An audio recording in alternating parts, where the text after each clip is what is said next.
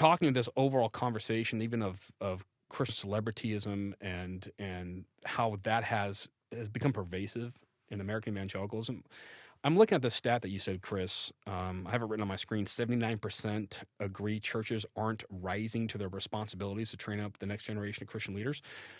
You know, there's something to be said of when you are a mega church pastor, and this isn't, I'm not trying to cast aspersion on all mega churches or their pastors at all, but there is something too when you've become a name brand.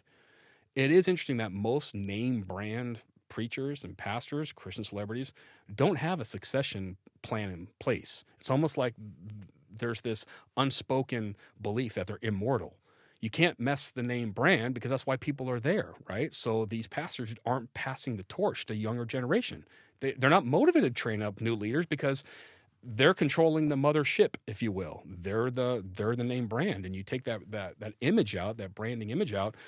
All of a sudden, it feels the thought could be, well, where are we going to be in our church? It's going to crumble, as if it's not on the shoulders of Christ. Now it's on this person. So I look at why, maybe that's a reason why certain pastors are just afraid. They don't like the competition, and they don't want someone to take away their credit or their image branding if you actually train someone else up to take your position. I know of megachurch pastors, some of them that are very well known, who will be hurt, who on TV, the thought is they're still preaching faithfully, right? But they're actually in a hospital laid up somewhere, and there's a bunch of reruns being played. People don't know that because they don't want the average person to think that this man can actually be hurt and die, right? Because that might actually lose some of their constituency and their support, perhaps.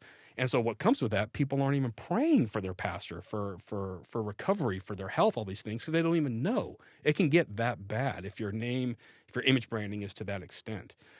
Ryan and I were talking about something recently. And one of the reasons, this is just one name right here, one reason why I respect a man like John Piper to the point that I do, is that even at the peak of his popularity, at the top of his game, to put it in that sense, he had a succession plan in place and passed the torch to someone else to take over Bethlehem Baptist Church, which he helped. I think he founded. If he didn't, he was definitely part of the leadership and the seminary as well. And this is someone who was at the top of his popularity, right? And he recognized we can't just be training people to be dependent on me. We need to be able to train up other leaders to be able to, because God has called within every church, I think, men to be able to, who might be tapped for pastoral ministry, and they just don't even know it. They need that encouragement for their leaders in place right now to confirm that call.